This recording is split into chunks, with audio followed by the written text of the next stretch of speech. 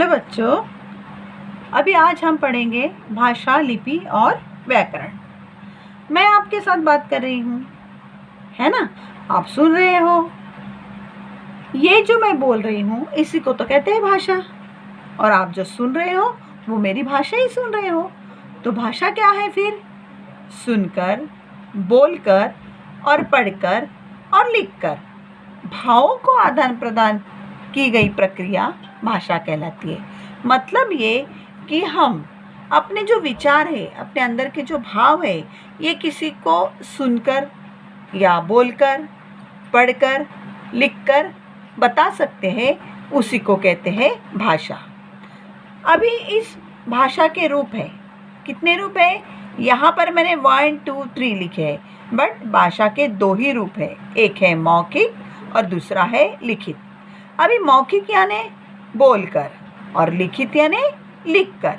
बोलकर जो हम बताते हैं वो हो गया मौखिक, और लिखकर जो बताते हैं वो हो गई लिखित भाषा। अभी ये 2 रूपों में एक और रूप है, वो है सांकेतिक भाषा। ये जो सांकेतिक भाषा है ये हमें विस्तार से पढ़नी नहीं है, इसलिए सिर्फ इसका जस्ट हमें जानकारी देने के लिए ये सांकेतिक भाषा कही गई है। सांकेतिक मतलब इशारों की भाषा।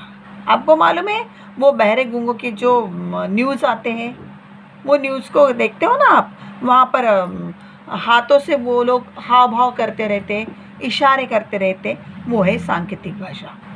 अभी इन भाषा का वर्गीकरण देखो। भाषा का वर्गीकरण होता है, एक है मातृभाषा, दूसरा राष्ट्रभाषा और तीसरा राजभाषा। ऐसे 3 भाषाओं में भाषा का वर्गीकरण किया गया है। अभी मातृभाषा क्या है? मातृ मतलब माँ, माँ से मिलने वाली भाषा हो गई मातृभाषा, है ना?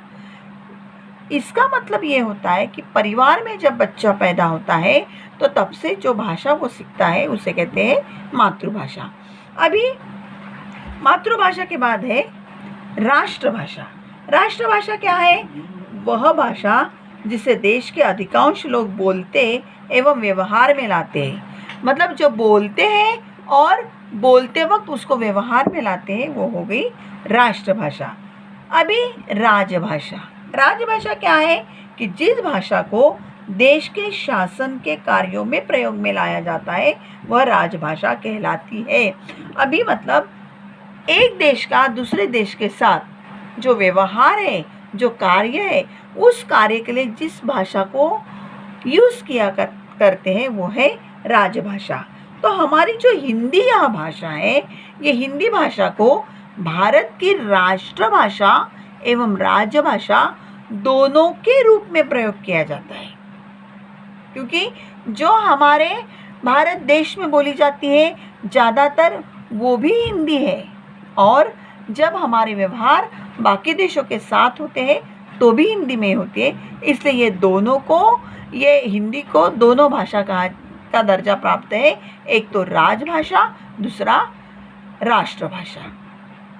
अभी संविधान के अनुच्छेद 343 के अंतर्गत 14 सितंबर 1949 को हिंदी को भारत की राजभाषा घोषित किया गया। उसी को राष्ट्रभाषा भी कहा जाता है। इसीलिए 14 सितंबर हम हिंदी दिवस के रूप में मनाते हैं। यहाँ तक तो समझे ना आप? अभी बोली और उपभाषा। अभी बोली क्या है? एक विशेष क्षेत्र में बोली जाने वाली मौखिक भाषा बोली कहलाती है। विशेष क्षेत्र में मतलब देखिए, अभी हमारा नागपुर जिला है, नागपुर जिले में जो भाषा बोली जाती है वो हिंदी है, लेकिन नागपुर के आसपास छोटे छोटे गांव है ना, जैसे भंडारा में टवेपार, खोकुरला, यहाँ पर भी भाषा बोली जाती है। लेकिन कैसे? जैसे इसका मैं एग्जाम्पल आपको मराठी का दूंगी। मराठी में शुद्ध रूप से बोलो तो मला गावाला जायचं आहे। अगर वहाँ के खेड़े का कोई बोलता है तो वो क्या बोलेगा? मले गावाले जायचं आहे। तो ये जो है इसी को कहती है बोली भाषा, कि जहाँ पर आप जिस विशेष क्षेत्र में जाते हो उस क्षेत्र के अनुसार बोली जाने वाली जो भाषाएं हैं वो होती है बोली भाषा। अभी उपभाषा क्या है? जब किसी बोली में साहित्य की रचना की जाती है वह उपभाषा बन जाती है। कि जिस बोली में रचना, जैसे देखो कबीर की साखियाँ, कबीर की जो बोली है वो अलग है। रसखान नाम के जो लेखक हो गए उनकी बोली अलग है। सवैया जिन्होंने लिखा इनकी बोली अलग है। तो ये जो बोली में लिखी जाती है ये भाषाएं अलग होती है और इसी को कहते हैं उपभाषा। अभी जैसे देखो ब्रज और अवधी। अभी ब्रज भाषा जो है ये ब्रज भाषा ज़्यादातर कृष्ण नगरी में बोली जाती थी। वृंदावन में ब्रज भाषा का ज़्यादातर उपयोग हुआ करता था और ये ब्रज भाषा में ही अगर आप म्यूज़िक पढ़ते हो तो म्यूज़िक की जो रचनाएं हैं जिसे हम छोटा ख्याल, बड़ा ख्याल, वो ज़्यादातर ब्रज भाषा में ही लिखा गया है क्योंकि कृष्ण से संबंधित, सखियों से संबंधित ही ये चीज़ें लिखी जाती है। तो ये होती है ब्रज भाषा। अभी ब्रज भाषा में सूरदास के सुरसागर और अवधी जो है, अवधी में तुलसी ने रामचरितमानस की रचना की है। ये अवधी जो है तुलसीदास जी का रामचरितमानस आपको पता है, वो जो रचना है वो अवधी में की जा चुकी है और सूरदास की सूरसागर जो है ब्रज भाषा में की हुई रचना है। अभी भारत के संविधान में 22 भाषाओं को मान्यता प्राप्त है। कितनी भाषा? 22 भाषाओं को मान्यता प्राप्त है। पहले इनकी संख्या कितनी थी? 18 थी।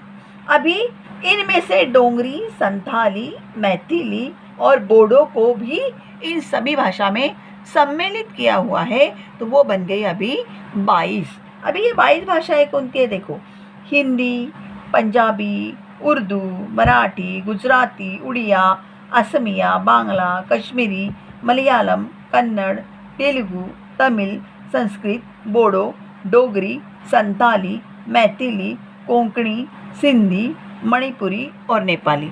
इतनी ये 22 भाषा है। तो बच्चों, यहाँ तक आपको वीडियो समझ में आ गया?